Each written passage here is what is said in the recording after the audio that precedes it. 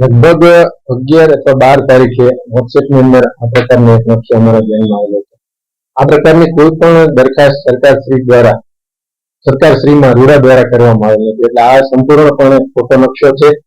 તમામ ખેડૂતોને પણ નમ્ર વિનંતી છે કે આ પ્રકારની નકશા જે વોટ્સએપ મીડિયા અથવા સોશિયલ મીડિયાની અંદર ફરતા હોય તેમનો ઓથેન્ટિસિટી રાજકોટ શહેરી વિકાસ સત્તામંડળ કચેરીએ ખરાઈ કર્યા બાદ જ એમને અમલમાં મૂકે એવી એક નમ્ર વિનંતી છે.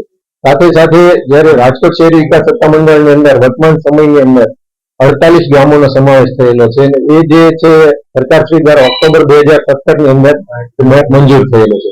ત્યારબાદની કોઈ પણ પ્રક્રિયા રાજકોટ શહેરી વિકાસ સત્તામંડળ દ્વારા કરવામાં આવેલી નથી. જેથી આ પ્રકારનું કૃત્ય ને રાજકોટ શહેરી વિકાસ સત્તામંડળ સંપૂર્ણપણે વખોડી કાઢે છે.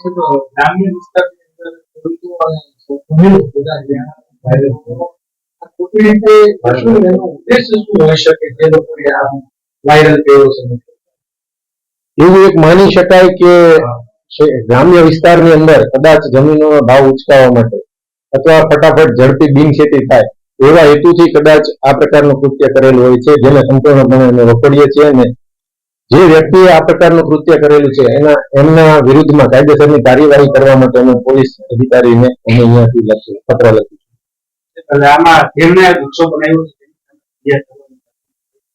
જી, કાયદેસરની કાર્યવાહી કરવા માટે અમે પોલીસને